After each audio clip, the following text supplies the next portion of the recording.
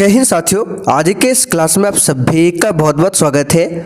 तो साथियों, बिहार पुलिस मध्य से सिपाही और कक्षपाल की भर्ती के लिए आज हमारा प्रैक्टिस सेट नंबर 6 चलेगा, जिसमें साथियों हम लोग जीके, साइंस और स्पेशल बिहार जीके से 45 सिलेक्टेड प्रश्नों को कवर करने वाले हैं। तो आप लोग पूरा सेट को लगाइए। और साथियों, जिनको भी इस एग्जाम के लिए क्लास का नोट, क्लास का पीडीएफ या बैच ज्वाइन करना है तो ये हमारा व्हाट्सएप नंबर है, इस पर मैसेज करके आप लोग बता सकते हैं। तो चलिए इसी के साथ आज के सेट को स्टार्ट करते हैं। तो साथियों, आज का पहला क्वेश्चन देखिए, झारखंड में कोडरमा निम्नलिखित खनिजों में से किस एक का प्रमुख उत्पादक है? बॉक्साइट, अब्रक, लौह अयस्क या फिर डी कॉपर का? चलिए क्वेश्चन नंबर 1 के लिए आप लोग आंसर बताइए। झारखंड में जो कोडरमा क्षेत्र है ये किस खनिज का प्रमुख उत्पादक है? तो यहाँ पर इसका सही जवाब है अब्रक का। बी ऑप्शन यहाँ पर आपका सही जवाब है। किसका है? अब्रक का।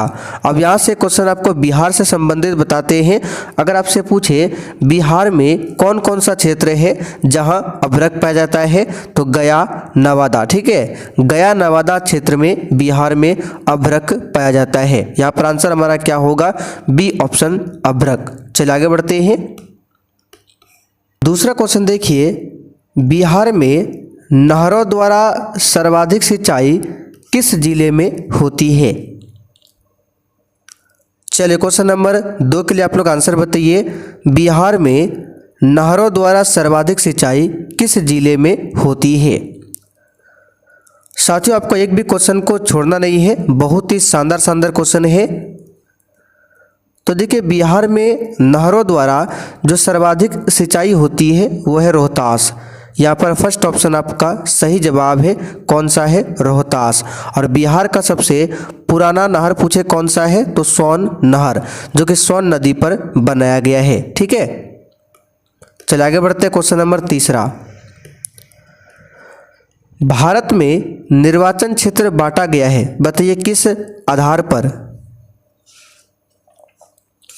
चलिए क्वेश्चन 3 के लिए आंसर बताइए। भारत में निर्वाचन क्षेत्र किस आधार पर बांटा गया है?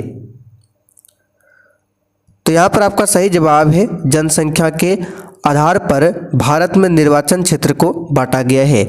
यहाँ पर फर्स्ट ऑप्शन आपका सही जवाब है। साथियों, निर्वाचन आयोग की बात करें तो भारत में इसकी स्थापना 25 जनवरी 1950 को किया गया। ठीक है, इसलिए 25 जनवरी को क्या मनाया जाता है? राष्ट्रीय मतदाता दिवस मनाया जाता है, ध्यान रखिएगा। चलिए आगे देखते हैं। क्वेश्चन नंबर 4, द्वितीय विश्व युद्ध की शुरुआत कब हुई थी?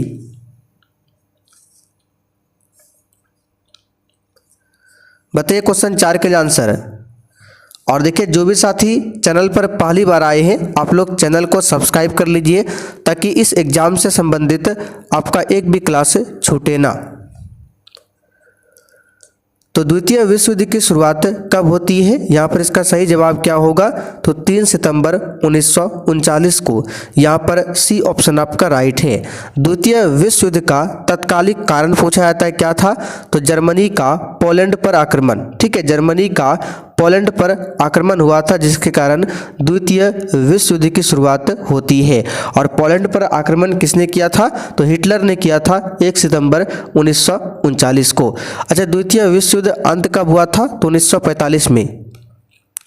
और इस द्वितीय विश्व युद्ध में टोटल 61 देशों ने भाग लिया था। यहाँ से और भी क्वेश्चन पूछा जाता है। द्वितीय विश्व युद्ध के समय इंग्लैंड के प्रधानमंत्री कौन थे? तो विंस्टन चर्चिल। और अमेरिका के राष्ट्रपति कौन थे? Franklin D Roosevelt. ये सब क्वेश्चन आपको ध्यान रखना है।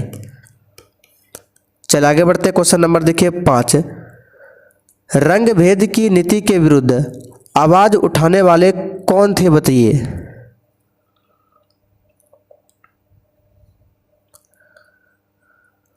तो साथियों, रंग भेद की नीति के विरुद्ध आवाज उठाने वाले कौन थे? इसका सही जवाब है मार्टिन लूथर किंग।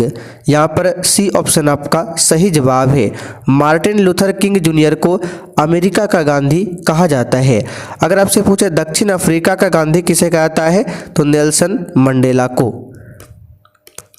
चलिए आगे देखते हैं। विश्व का सर्वोच्च शिखर माउंट एवरेस्ट किन दो देशों की सीमा पर स्थित है? साथियों, ये प्रैक्टिस सेट नंबर 6 है। इससे पहले टोटल 5 प्रैक्टिस सेट हो चुका है। तो आपका प्रैक्टिस सेट नंबर 1 से लेकर 4 तक क्लास का जो पीडीएफ है आज अपलोड हो गया है, आप लोग जाकर देख सकते हैं। और जो आपको डेली बूस्टर नोट्स दिया जा रहा है उसमें भी सेट 32 आपका अपलोड हो चुका है।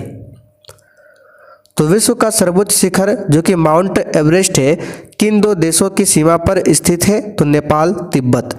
यहाँ पर सी ऑप्शन आपका सही है। भारतीय लोकतंत्र की कमजोरियों को दूर करने का सर्वश्रेष्ठ उपाय क्या है? बताइए। चलिए इस क्वेश्चन का आंसर क्या होगा। और जो भी साथी इस एग्जाम के लिए बैच को ज्वाइन करना चाहते हैं, क्लास के लास्ट में आपको बताया जाएगा किस प्रकार से ज्वाइन करना है। अभी आप लोग क्लास कीजिए। तो सुधारात्मक कानूनों का निर्माण करना, सी ऑप्शन यहाँ पर आपका सही है, ध्यान रखिएगा। चलिए आगे देखते हैं। भारतीय संविधान में प्रस्तावना किस वाक्य से आरंभ किया गया है?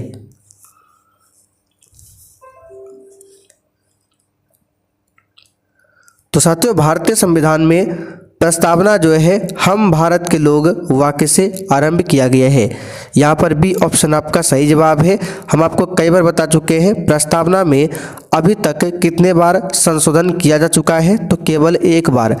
कौन सा संशोधन? 42वां, जो कि 1976 में हुआ था। और इसी के तहत इस प्रस्तावना में 3 नए शब्दों को जोड़ा गया था, समाजवादी, धर्मनिरपेक्षता और अखंडता को।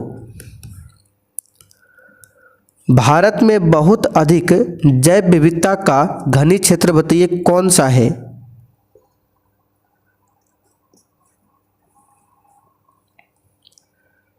तो यहाँ पर इसका सही जवाब है पश्चिमी घाट। सी ऑप्शन यहाँ पर आपका सही जवाब है, पश्चिमी घाट। ठीक है, चलिए आगे बढ़ते हैं। Question number 10।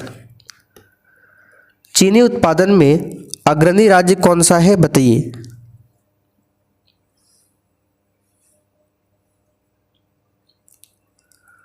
तो साथियों, चीनी उत्पादन में जो अग्रणी राज्य है वो है उत्तर प्रदेश। क्या है? उत्तर प्रदेश। यहाँ पर फर्स्ट ऑप्शन आपका सही जवाब है। सबसे अधिक चीनी कारखाना पूछे कहाँ पर है? महाराष्ट्र में। और अगर आपसे पूछे गन्ने का सर्वाधिक उत्पादक राज्य कौन सा है? तो उत्तर प्रदेश। लेकिन गन्ने का सर्वाधिक प्रति हेक्टेयर पर उत्पादन कौन करता है? तो तमिलनाडु। कौन करता है? तमिलनाडु।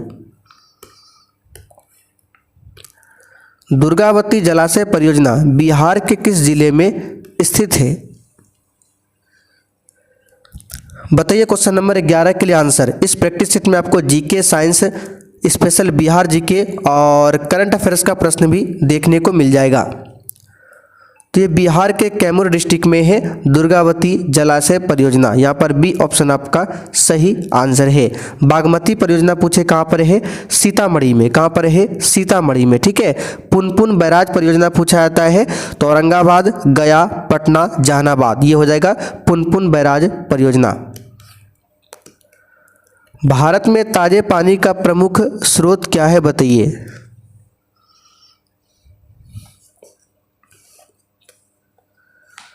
तो साथियों, भारत में ताजे पानी का जो प्रमुख स्रोत है वो है भूजल। क्या है? भूजल। यहाँ पर बी ऑप्शन आपका सही है। चलिए आगे देखिए। निम्नलिखित में से कौन सा लौह एवं इस्पात संयंत्र ओडिशा में स्थित है?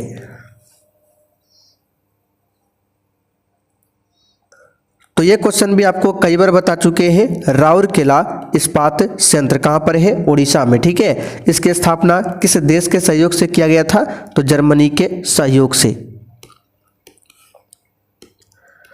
आगे देखिए। राष्ट्रीय आय लेखांकन के संदर्भ में सकल घरेलू उत्पाद यानी जीडीपी क्या है? बताइए। तो इसका सही जवाब है किसी देश की सीमाओं के अंदर किसी विशिष्ट अवधि में उत्पादित सभी वस्तुओं और सेवाओं का कुल मूल्य है जीडीपी। यहाँ पर सी ऑप्शन सही है।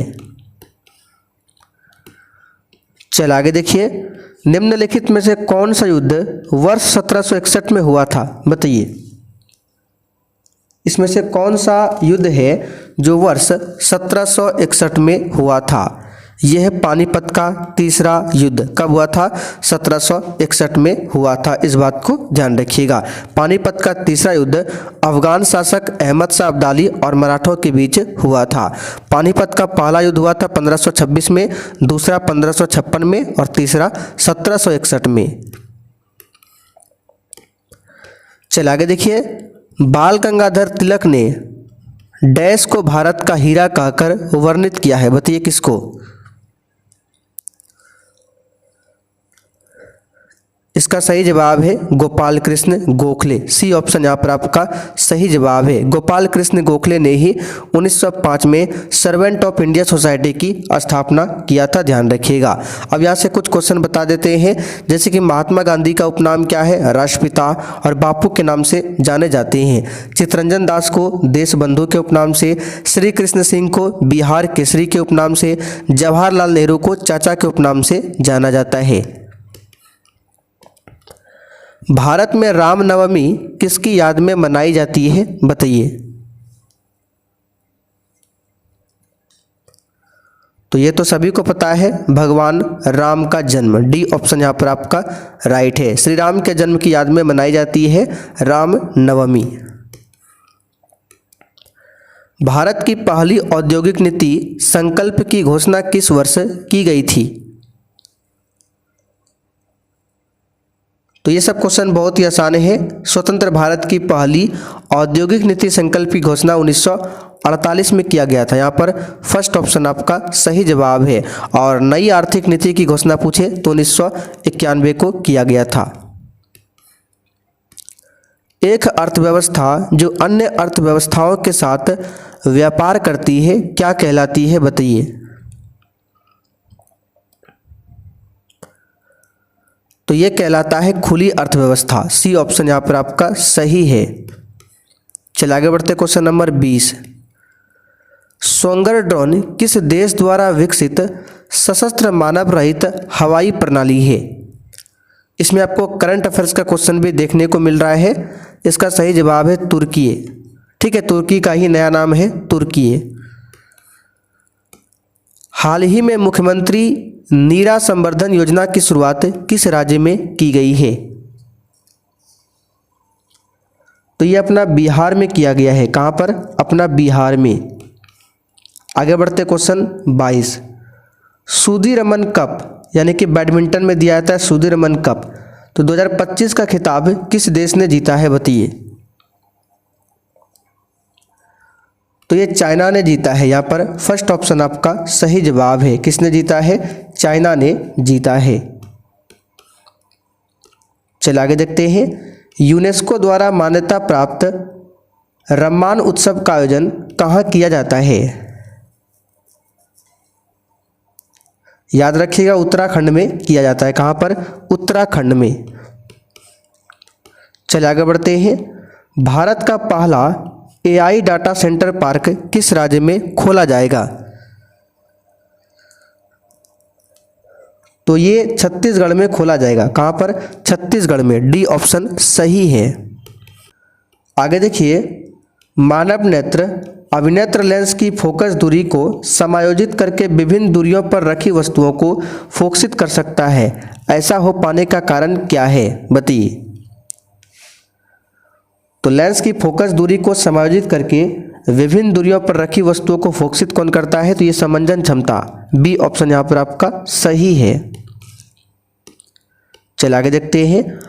आधुनिक आवर्त सारणी में तत्व X का इलेक्ट्रॉनिक विन्यास 288 है। तत्व X किस समूह में स्थित होगा? बताइए। तो 288 सबको जोड़िए तो कितना होता है? तो 10 8 18 और 18 किसका होता है? आर्गन का। किसका होता है? आर्गन का। आर्गन क्या है? तो आर्गन एक अक्रिय गैस है। हीलियम, नियॉन, आर्गन ये क्या है? अक्रिय गैस है और इसको 18वें समूह में रखा गया है, जिसको शून्य समूह भी बोला जाता है। तो यहाँ पर बी ऑप्शन आपका सही है। अगर आपसे पूछे अक्रिय गैस की खोज किसने किया था? तो लोकेयर, रैले तथा रैमजी। फिर से रिपीट कर देते हैं। लोकेयर नाम लिख देते हैं। लोकेयर, रैले तथा रैमजे ने किया था अक्रिय गैस की खोज। आगे देखिए, आयनिक यौगिकों के संबंध में निम्नलिखित में से कौन सा कथन सत्य है? तो वे केरोसिन में विलय होते हैं, वे गलित अवस्था में विद्युत का चालन नहीं करते, उनका गलनांक और क्वथनांक उच्च होता है आयनिक यौगिकों का। सी ऑप्शन यहाँ पर आपका सही है। चलिए आगे देखिए, ओम के नियम को गणितीय रूप में किस प्रकार निरूपित किया जाता है? तो ये बहुत ही आसान क्वेश्चन है। क्या होता है? आई बराबर भी बटे आर, ये ओम का नियम है, देख सकते हैं बी ऑप्शन में दिया हुआ है। अवायवीय श्वसन कोशिका के किस भाग में होता है बताइए?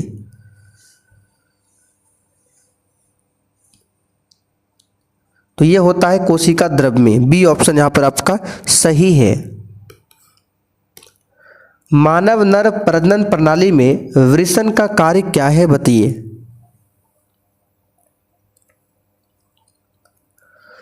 तो इसका कार्य है शुक्राणु का उत्पादन और टेस्टोस्टेरोन का स्राव करना। सी ऑप्शन यहां पर आपका सही है।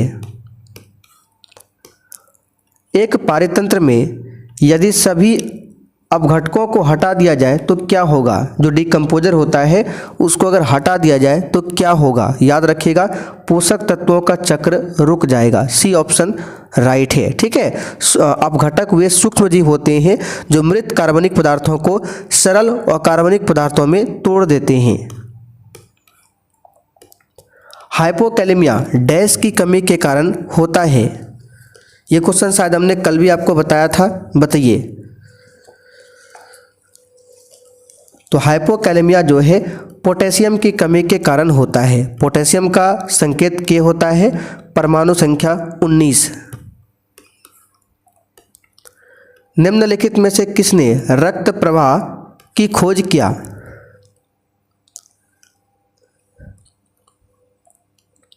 तो रक्त परिसंचरण तंत्र का पता विलियम हार्वे ने लगाया था। यहां पर फर्स्ट ऑप्शन आपका सही जवाब है। एक जैव रासायनिक यौगिक बताइए क्या है? तो जीवित वस्तुओं में पाया जाने वाला कार्बन आधारित यौगिक जैव रासायनिक यौगिक है। तीसरा ऑप्शन सही है। दाई फुफ्फुस धमनी होती है बताइए क्या? तो बाई की तुलना में लंबी होती है दाई फुफ्फुस धमनी, इसको याद कर लीजिए। चलिए अगला क्वेश्चन देखिए, निम्न में से कौन सा तत्व एक उपधातु है? बताइए कौन सा तत्व एक उपधातु है? सही जवाब है सिलिकॉन। ये न धातु है न ही अधातु, ये एक उपधातु है। जे थॉमसन को किसकी खोज के लिए भौतिकी में नोबेल पुरस्कार प्राप्त हुआ? तो इलेक्ट्रॉन की खोज के लिए, सिंपल सा क्वेश्चन है, इलेक्ट्रॉन की खोज के लिए। श्रृंखलन का गुण किसमें प्रबल होता है? बताइए श्रृंखलन का गुण जो है किसमें प्रबल होता है? तो याद रखिएगा कार्बन में। यहां पर चौथा ऑप्शन आपका राइट है, कार्बन में। निम्नलिखित में से किसमें फल की बहुत तेज सुगंध आती है? तो ये क्वेश्चन हम आपको बहुत पहले बताए थे, इसको याद कर लीजिए। इथाइल एसीटेट, इसमें जो गंध आता है वो फल जैसा, ठीक है, फल की बहुत तेज सुगंध आती है इथाइल एसीटेट से। उस ग्रंथि का नाम बताएं जो अन्य अंतःस्रावी ग्रंथियों के कार्य को नियंत्रित करती है।